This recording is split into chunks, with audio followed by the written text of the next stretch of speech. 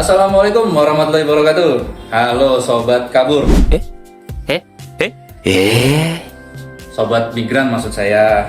Selamat datang di podcast Lek Blangkon. Nah, podcast Lek Blangkon ini kali ini masuk episode 2. Nah, pada kesempatan kali ini Lek Blangkon mau sinau lagi nih. Nah, sinaunya apa? Nah, ini sinaunya tentang hashtag yang lagi viral saat ini.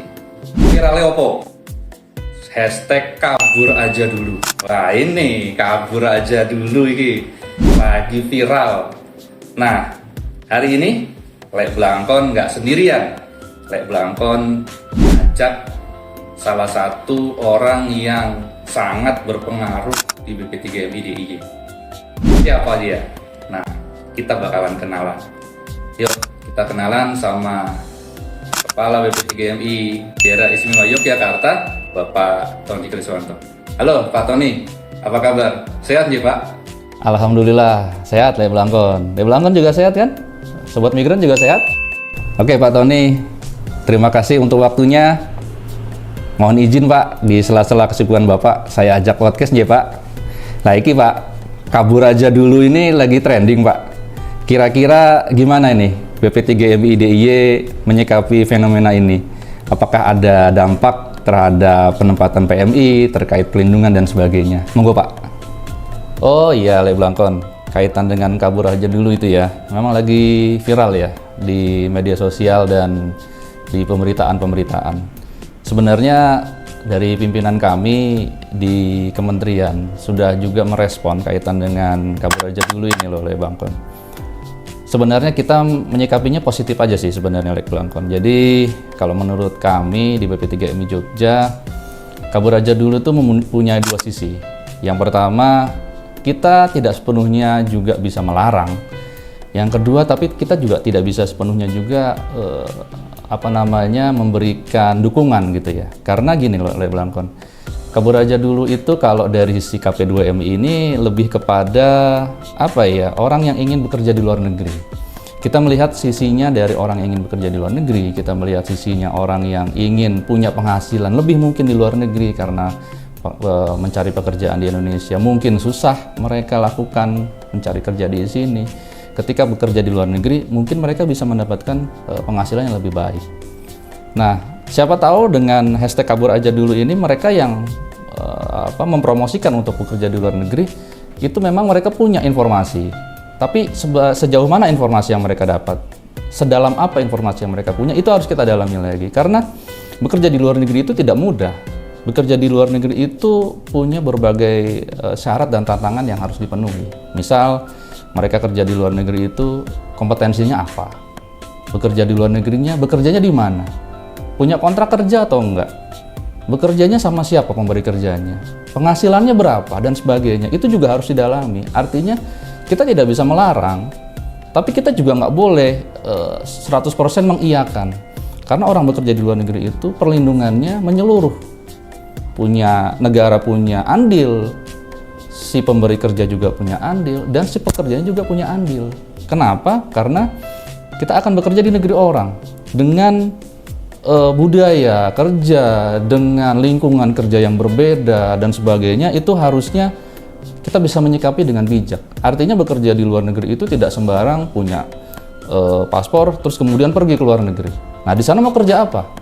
Di sana mau bekerja dengan siapa, gajinya berapa, dan sebagainya. Makanya pemerintah, dalam hal ini Kementerian Perlindungan Pekerja Migran Indonesia, di bawahnya ada kami BP3MI DIY, salah satunya kita menghimbau kepada masyarakat, kalau memang ingin kabur ke luar negeri dalam artian tanda kutip mereka ingin bekerja di luar negeri, ayolah, kompetensinya ditingkatkan.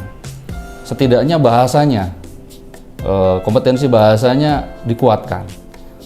Berproses secara prosedural, artinya visa kerjanya jelas, kontrak kerjanya jelas, kemudian berproseslah datang ke BP3 di seluruh Indonesia terdekat untuk bisa berproses secara legal, artinya secara prosedural.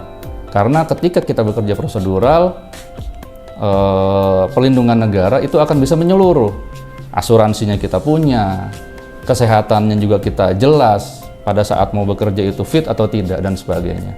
Jadi hashtag kabur aja dulu kita menyikapinya positif saja. Selama mereka ingin bekerja di luar negeri, tapi prosesnya secara prosedural. Gitu Le Blangkon kalau menurut saya dari sisi BP3MI DIY. Oh ngoten nggih Pak? Oke, berarti seperti itu jawaban dari BP3MI DIY mewakili pemerintah nggih Pak? Oke, baik Pak. Jadi mungkin kalau seperti itu, apakah bisa Pak dijelaskan bagaimana prosedur penempatan yang baik, bagaimana kalau kita mau bekerja ke luar negeri secara aman, itu seperti apa Pak? Monggo Pak, bisa diterangkan lagi Pak? Oh iya, Le Blangkon, gini, sebenarnya Le Blangkon juga bisa melihat ada di Undang-Undang Nomor 18 Tahun 2017 tentang Pelindungan Pekerja Migran Indonesia. Di pasal 5 Le Blangkon itu ada syarat untuk bisa bekerja di luar negeri. Yang pertama berusia minimal 18 tahun, kemudian memiliki kompetensi, kemudian sehat jasmani dan rohani, kemudian terdaftar dan memiliki kepesertaan jaminan sosial. Dalam hal ini BPJS Ketenagakerjaan, kemudian memiliki dokumen lengkap yang dipersyaratkan. Nah, detailnya itu ada di pasal 13 Le Blangkon. Jadi yang pertama itu dokumen yang dipersyaratkannya itu adalah surat keterangan perkawinan jika sudah menikah. Kemudian yang kedua adalah surat izin suami, istri, atau keluarga yang diketahui oleh aparat desa atau lurah. Jadi ditandatangani oleh aparat desa atau lurah. Kemudian tadi di pasal 5 kan memiliki kompetensi. Nah, di pasal 13 ini adalah yang dibutuhkan sertifikat kompetensi. Nah, sertifikat kompetensi ini bisa dari BNSP gitu ya, Le Blangkon. Kemudian tentu saja paspor karena kita ingin bekerja ke luar negeri. Yang kemudian selanjutnya adalah surat keterangan kesehatan.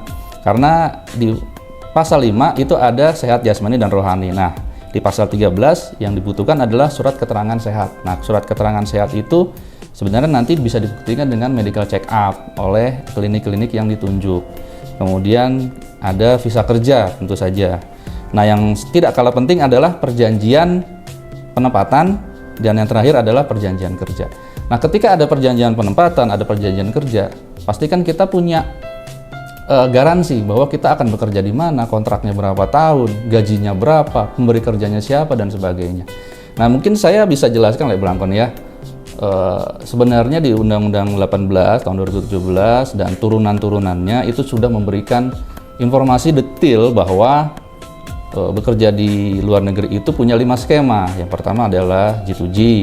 G2G itu skema penempatan pemerintah dengan pemerintah. Selama ini penempatan pemerintah dengan pemerintah itu baru ada 3 negara, yaitu negara Korea dengan berbagai sektor. Ada manufaktur, ada perikanan, ada servis 1 dan servis 2 yang kurang lebih hospitality lah. Kemudian ada juga shipbuilding. Nah, kemudian untuk yang Jerman itu memang khusus untuk tenaga kesehatan, yaitu nurse. Kemudian untuk yang Jepang itu ada nurse dan caregiver. Caregiver itu adalah perawat di panti jompo. Nah, kemudian yang selanjutnya adalah G2P, government to private. Sebenarnya government to private itu gini, di Indonesia direkrut oleh pemerintah dalam hal ini KP2MI, kemudian disalurkan oleh perusahaan-perusahaan langsung gitu ya. Tapi sampai saat ini G2P ini belum berjalan karena memang belum ada negara tujuannya. Kemudian yang selanjutnya adalah P2P. Nah, ini yang besar nih penempatannya. P2P itu private to private. Private to private itu artinya direkrut oleh perusahaan yang ada di Indonesia, perusahaan-perusahaan yang punya izin, perusahaan-perusahaan yang memang punya legalitas untuk merekrut orang. Kemudian pada saat pengiriman ke luar negeri, mereka perusahaan ini yang ada di Indonesia bekerja sama dengan perusahaan mungkin bisa agensi, mungkin juga bisa end user langsung yang langsung memberi si pemberi kerja atau agensi yang bekerja sama dengan pemberi kerja. Nah, ini juga diperbolehkan sebenarnya, Le Blangkon. Artinya kalau misalkan ada sobat migran di rumah ditawari pekerjaan, nah ini kita juga bisa melihat sebenarnya yang menawari pekerjaan ini siapa? Calo kah atau langsung perusahaan yang ingin merekrut. Nah, boleh nanti ditanyakan ke BP3 terdekat, BP3MI terdekat, perekrutnya siapa? Atas nama siapa? Misalkan perusahaan, atas nama perusahaan. Perusahaannya perusahaan apa? Kan bisa jelas nih perusahaannya perusahaan mana, legal atau tidak bisa dilihat. Di website kita juga terlihat, nanti bisa di list siapa perusahaannya dan di listnya itu ada apa enggak nih perusahaannya. Kalau P2P sebenarnya boleh, jadi itu legal. Kemudian yang keempat adalah UKPS untuk kepentingan perusahaan sendiri. Jadi misal gini, ada perusahaan produk makanan di Indonesia. Kemudian di luar negeri dia punya cabang. Misalkan di Singapura lah, taruh kata di Singapura dia punya cabang. Cabang yang di Singapura ini butuh karyawan. Nah, perusahaan produk makanan ini merekrut karyawannya di Indonesia. Nah, setelah dapat kita, misalkan saya bekerja di perusahaan produk makanan ini, ternyata saya dikirim ke Singapura itu untuk mengisi posisi bekerja di perusahaan cabang produk makanan ini di Singapura. Nah, ini saya bekerja sebagai pekerja migran, tapi yang merekrut perusahaan saya sendiri. Nah, ini untuk kepentingan perusahaan sendiri, itu juga boleh. Kemudian yang terakhir adalah perseorangan, atau kita bisa sebut dengan mandiri gitu ya.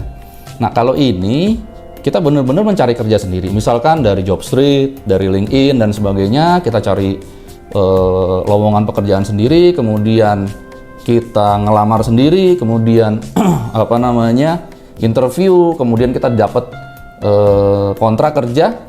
Setelah itu kita baru mendaftarkan diri kita ke BP3MI. Nah, jadi gini Le Blangkon, kalau menurut saya kata kuncinya yang paling gampang adalah ketika kita atau sobat migran semua di rumah ataupun dimanapun berada ditawari bekerja ke luar negeri, yang paling gampang adalah sobat migran sebelum berangkat ke luar negeri pernah nggak datang ke BP3MI? Dimanapun, berproses nggak ke BP3MI? Dimanapun BP3MI itu, kalau sobat migran datang dan mengurus yang namanya EPMI dan sobat migran punya EPMI, bisa dipastikan sobat migran itu bekerja secara prosedural atau legal. Tapi kalau sampai sobat migran berangkat ke luar negeri dan sampai di negara penempatan tidak pernah datang ke BP3MI atau turunannya, misalkan ke PM4 atau ke MPP dan sebagainya, bisa saya pastikan sobat migran semua itu bekerja non prosedural. Nah, ini harus hati-hati nih. Apalagi sobat migran cuman dikasih visa kerja tanpa ada kontrak kerja. Sudah jelas. Pasti perekrut sobat migran ini adalah orang-orang yang ingin menempatkan secara non prosedural. Gitu Le Blangkon. Jadi kalau menurut saya, deteksi awalnya adalah sobat migran nanti mau bekerja ke luar negeri, datang nggak ke kantor BP3MI, atau datang nggak ke PN4MI, atau datang nggak ke MPP untuk berproses mendapatkan EPMI. Itu aja sih sebenarnya Le Blangkon, kata kuncinya. Jadi supaya sobat migran semua di rumah tidak usah bingung, tidak usah pusing, jangan terlalu takut juga untuk bekerja di luar negeri, karena sebenarnya bekerja di luar negeri ketika kita berproses secara benar itu aman gitu ya. Yang penting tadi, ketika mau bekerja di luar negeri, pastikan sobat migran pernah berproses minimal 1 kali aja datang ke kantor BP3MI atau P4MI atau ke layanan-layanan MPP, mal pelayanan publik atau LTSA untuk mendapatkan yang namanya EPMI. Gitu Le Blangkon. Oh, gitu sobat migran. Jadi bekerja ke luar negeri itu ada prosedurnya. Nah, tadi sudah dijelaskan nih oleh Pak Tony seperti itu. Nah, Pak, terkait dengan tren penempatan di 2025 ini Pak, kalau berkaca di tren penempatan 2024, itu kira-kira seperti apa ya Pak? Apakah ada negara-negara dominan tujuan penempatan, ataukah sudah ada pemerataan? Kemudian juga seperti apa kira-kira Pak trennya? Apakah naik, ataukah turun, ataukah seperti apa? Nah, monggo Pak, mungkin bisa dijelaskan Pak. Oh iya, Le Blangkon, kaitan dengan penempatan di BP3MI DIY khususnya ya Le Blangkon. Ini memang kondisinya sekarang sedang kurang baik juga sih sebenarnya menurut saya. Jadi gini Le Blangkon, pada bulan Mei atau 1 Juni lah tepatnya 2024, penempatan ke negara Malaysia itu ditutup khusus untuk sektor formal yang di wilayah Malaysia Barat. Nah, ini dampaknya sangat terasa Le Blangkon. Jadi kalau boleh dibilang 90% penempatan skema P2P kita di DIY ini memang masih ke negara Malaysia. Nah, dampaknya ini sampai sekarang masih terasa oleh Blangkon. Jadi kalau boleh dibilang dulu penempatan kami di angka sekitar 400-500 orang per bulan. Nah, sekarang ini semenjak ditutup ini Malaysia, penempatan kami turun drastis sampai menyentuh angka sekitar 150-200 orang per bulan. Nah, di awal tahun 2025 ini ternyata dampak itu masih belum terlalu sukses untuk dipecahkan oleh teman-teman P3MI, karena mungkin kesulitan mereka untuk mencari JO dan sebagainya, karena memang kantor pusat P3MI di DIY ini hanya 2, dan sampai hari ini pun mereka sepertinya masih tertatih untuk bisa mendapatkan JO yang banyak gitu ya.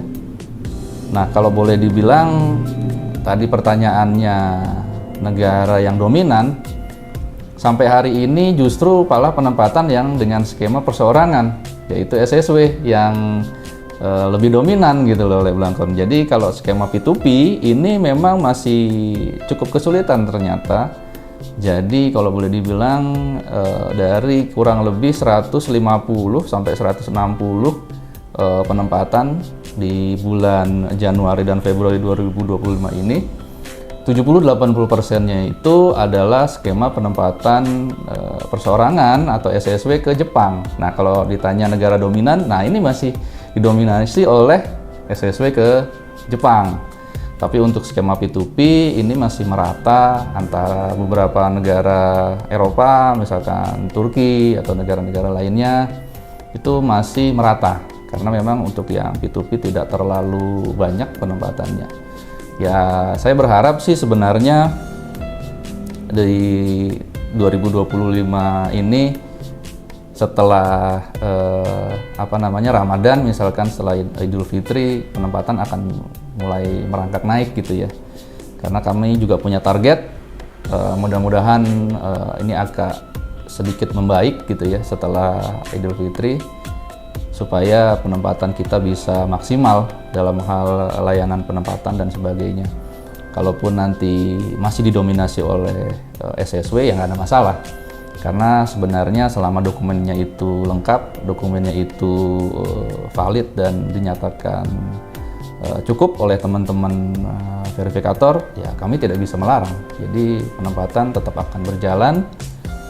Cuma harapannya adalah penempatan bisa meningkat lagi, setidaknya samalah seperti tahun 2024 sebelum Malaysia ditutup. Ya, mudah-mudahan juga kasus tidak berbanding lurus dengan banyaknya penempatan gitu ya oleh Blangkon ya. Jadi kalau di Jogja sini kan kasus tidak terlalu banyak, dan mudah-mudahan itu tetap terjaga. Nah, ini loh Pak, satu lagi Pak pertanyaan. Ini mungkin agak sedikit seru ini Pak kalau mau dibahas Pak, terkait masalah efisiensi Pak. Nah, pemerintah ini kan memberikan kebijakan terkait efisiensi anggaran untuk semua kementerian dan lembaga. Nah, adakah Pak dampaknya terkait kebijakan efisiensi ini terhadap BP3MI DIY, terhadap khususnya lagi penempatan dan juga misalkan perlindungan, itu ada dampaknya nggak sih Pak? Nah, monggo Pak dijelaskan Pak. Oh, ini ya. Oke, Le Blangkon. Ini agak seru sih sebenarnya ini pembahasannya ya. Kaitan dengan efisiensi ya. Ya memang ini adalah kebijakan dari pemerintah. Kami di BP3MI ya menyesuaikan Le Blangkon. Artinya sebenarnya gini, kalau ditanya ada dampaknya, tentu saja dampaknya ada. Tapi bagaimana menyikapinya ya memang kita harus pintar mengatur strategi. Ini kan sebenarnya sebuah tantangan ya. Bagaimana efisiensi itu tidak terlalu berdampak khususnya kaitan dengan penempatan dan perlindungan. Contoh misalkan di penempatan, lo OPP tetap bisa jalan kok Le Blangkon. Layanan OPP kami tetap jalan setiap hari. Mau 10, mau 20, syukur-syukur bisa 100, itu bisa tetap jalan. Artinya efisiensi itu tidak terlalu berdampak terkait dengan layanan. Tapi mungkin ada layanan-layanan tertentu yang memang tidak bisa kami lakukan. Contoh misalkan yang tadinya kami berikan konsumsi, ya untuk saat ini karena ada efisiensi kami tidak bisa berikan konsumsi untuk layanan OPP. Hanya itu aja. Tapi layanannya tetap berjalan, aman gitu, aman, nggak ada masalah. Kemudian kaitan lagi juga dengan khususnya untuk perlindungan, kaitan dengan kepulangan. Nah ini menjadi concern juga dari KP2MI pusat. Jadi perintahnya sudah jelas bahwa layanan pelindungan khususnya jenazah dan yang sakit itu tetap dilayani dengan tanpa mengurangi kualitas. Jadi itulah yang menjadi concern dari KP2MI. Kami di BP3MI khususnya BP3MI Jogja harus menjalankan itu dengan sebaik-baiknya, dan kita coba untuk bagaimana caranya memaksimalkan apa yang ada. Jadi artinya efisiensi ini jangan sampai menurunkan kualitas layanan. Nah, kalau sampai kualitas layanannya menurun bisa kacau juga, karena ini yang kita layani user kita dalam tanda kutip adalah user kita itu adalah manusia. Jadi tidak bisa kita menurunkan kualitas gitu ya. Kalaupun ada hal-hal non teknis yang terjadi ketika adanya efisiensi, yaitu sebuah hal yang kita komunikasikan bersama supaya bisa dimaklumi. Paling itu saja sih oleh Blangkon. Jadi nggak usah khawatir sobat migran di rumah, kalau kaitan dengan efisiensi KP2MI berusaha semaksimal mungkin untuk tidak terlalu terganggu dalam hal layanan penempatan dan perlindungan gitu oleh Blangkon. Jadi nggak usah khawatir ya oleh Blangkon dan sobat migran di rumah juga. Kaitan dengan efisiensi ini saya yakin pemerintah juga sudah berhitung dengan cermat pos-pos mana saja yang memang harus dihemat dan pos-pos mana saja yang tidak bisa dihemat. Jadi seperti itu kalau di BP3MI Jogja yang kami rasakan. Oh gitu ya Pak. Berarti seperti itu ya kondisi sekarang di BP3MI DIY. Jadi memang tidak perlu juga takut kaitan dengan adanya efisiensi anggaran, tapi juga kita memang harus bentar-bentar kaitan dengan penempatan dan perlindungan. Baik, kalau begitu Pak, terima kasih waktunya Pak Tony. Mudah-mudahan semua yang Bapak jelaskan tadi bisa berguna dan bermanfaat bagi sobat migran semua. Saya mohon maaf kalau misalkan ada kurang-kurang Pak. Silahkan Bapak melanjutkan lagi aktivitas. Terima kasih Bapak. Sama-sama Le Blangkon, terima kasih juga waktunya ya.